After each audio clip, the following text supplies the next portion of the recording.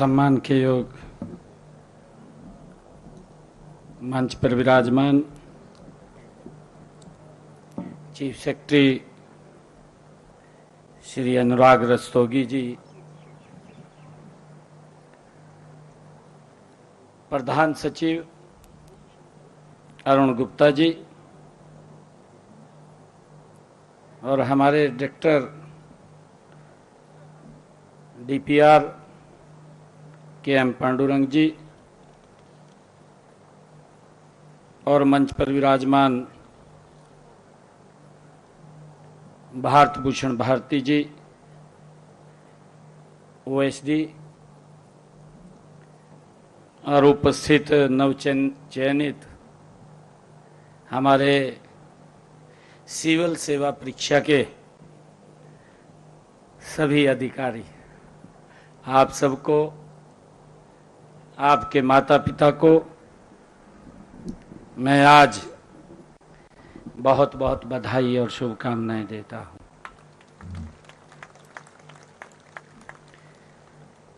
वैसे फोन पर भी मेरी लगभग बात हुई थी, क्योंकि बीच में कई कार्यक्रमों की व्यवस्था के कारण एक दिन तो मैं देर रात तक बात करता रहा। रात के 11 बजे तक, शायद 11 साढ़े 11 बजे कोई फोन आया होगा। जब मैं टाइम देखता हूँ फिर पता चलता है कि 12 बज गए हैं, पता ही नहीं लगता टाइम का। तो मैंने सोचा, मैंने इनको कहा भी 12 बज गया, अब फोन बंद कर दीजिए, अब नहीं किसी को उठाएंगे। परंतु आप सबको मैं बहुत बहुत बधाई देता हूँ, शुभकामनाएं देता हूँ। ये आपकी कड़ी मेहनत का परिणाम है और इस कड़ी मेहनत के पीछे एक ताकत भी है जो हमें प्रेरित करती रहती है कि आप आगे बढ़िए। वो दिखाई भी नहीं देती, परंतु पीछे से हमारा पूरा सपोर्ट करती है। हम आगे बढ़ते हैं। रास्ते के ऊपर अगर कहीं दिक्कतें आती हैं तो उन दिक्कतों का भी समाधान कर देते हैं। आज वो लोग भी आपके साथ यहीं विराजमान हैं, आपके अभिभावकगण। मैं उनको भी बहुत बहुत बधाई देता हूं, शुभकामनाएं देता हूं। और ये हरियाणा के लिए भी बहुत गर्व की बात है। मैं अभी अनुराग जी से पूछ रहा था, क्या पहले भी हरियाणा की इतनी बड़ी लिस्ट आई है क्या यूपीएससी की? तो कहने लगे कि शायद आज तक कोई इतनी बड़ी लिस्ट नहीं आई जितनी हमारा यूपीएससी का जो ही रिजल्ट आया, और उस रिजल्ट के अंदर सबसे ज्यादा बच्चे हमारे हरियाणा के इसमें सिलेक्ट हुए हैं। मुझे ये खुशी भी है कि हमारा युवा आज मेहनत कर रहा है, आज संघर्ष करता है, और जब मेहनत करता है तो उसके परिणाम आते हैं। परिणाम छुपते नहीं हैं। ये आपकी उस परिश्रम की, आपकी उस मेहनत की ये पराकाष्ठा है। कई बार बोल देते हैं कि मेहनत इतनी करो कि विजय शोर मचा दे।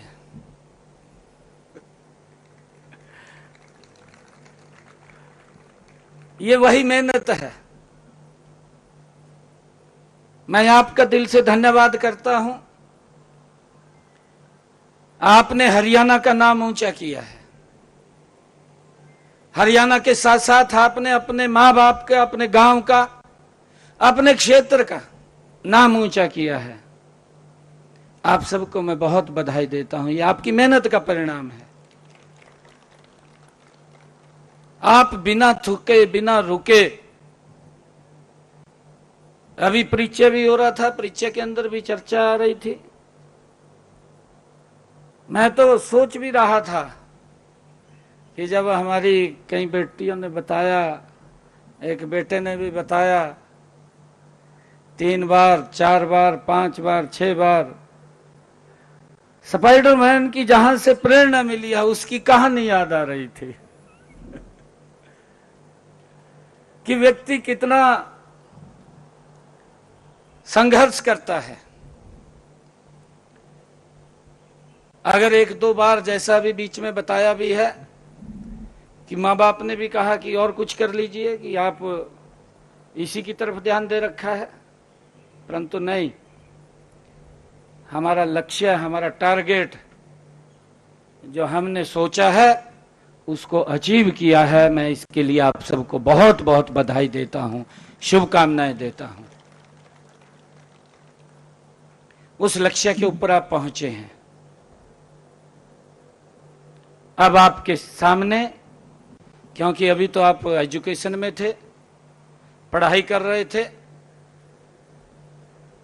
अब आपका रास्ता ही बदल गया है। अब आपके सामने,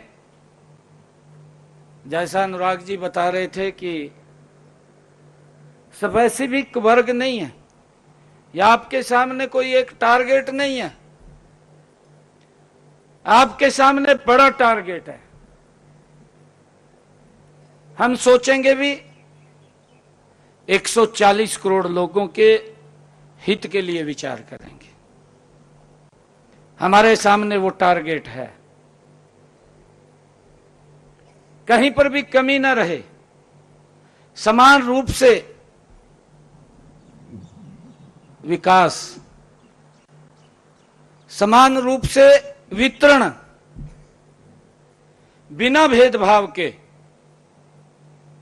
ये हम धीरे धीरे अभी ट्रेनिंग पे जाएंगे, ट्रेनिंग के अंदर भी हमसे बहुत सारी बातें वो बताई जाएंगी। ट्रेनिंग के बाद हम देश के अलग अलग विभागों, जगहों पर, अलग अलग विभागों में हम सेवाएं देंगे। और मुझे अपेक्षा है कि जहां भी हरियाणा का हमारा छोरा या छोरी होगी तो लठ गाड़ेगी।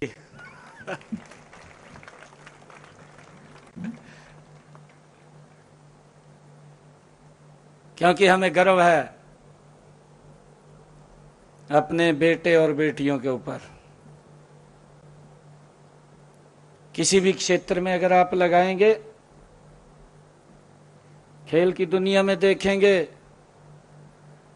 ये हरियाणा ही है जो सबसे ज्यादा मेडल लेकर के आता है। हमें गर्व है इस बात का, क्योंकि हमारा युवा मेहनत और संघर्ष करता है और जानता है। हमारी अपनी बोली है, अपनी भाषा है। मैं आपसे ये भी अपील करूंगा कि हम कहीं पर भी सेवाएं दें, अपनी जड़ों से जुड़े रहें, जड़ों को ना छोड़ें, जड़ों के साथ रहें। हमारे कई जो अधिकारी हैं, अनुराग रस्तोगी जी बैठे हैं, आप आगे बढ़ते बढ़ते चीफ सेक्रेटरी तक भी जाएंगे। जब रिटायरमेंट का समय आएगा तो चीफ सेक्रेटरी तक भी आप पहुंचेंगे। यह हमारी मेहनत और हमारे काम, जो लोगों के हित के अंदर हमने योजनाएं बनानी हैं, जो योजनाएं बननी हैं, उनको आगे बढ़ाने का, उनको धरातल पर उतारने का काम हम सब ने करना है। और मुझे तो ये भी खुशी है कि देश के यशस्वी प्रधानमंत्री नरेंद्र मोदी जी ने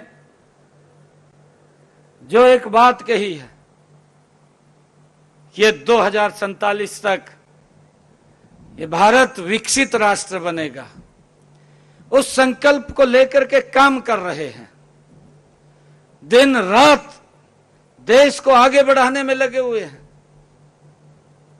हम ये भी देख रहे हैं कि पिछले 10 वर्षों में किस गति से भारत आगे बढ़ा है, किस गति से दुनिया में भारत का नाम हुआ है। हर देश का राष्ट्राध्यक्ष भारत को एक श्रद्धा के रूप में देखता है। शासन तंत्र वही है, हमारे ऑफिसर्स वही हैं, परंतु काम करने का एक अलग तरीका है। और भारत बढ़ रहा है, गति से बढ़ रहा है। और प्रधानमंत्री जी ने कहा कि जब हम आजादी का 100वां वर्ष मनाएंगे 2047, ये प्रधानमंत्री जी के शब्द हैं, ये वर्ष,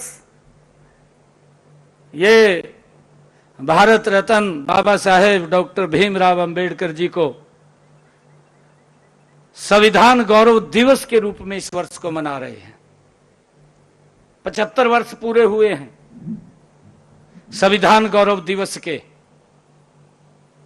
और हम सब उसको मना भी रहे। पूरे वर्ष उसके कार्यक्रम चल रहे हैं। आदरणीय प्रधानमंत्री जी ने एक पूरी रचना योजना बनाई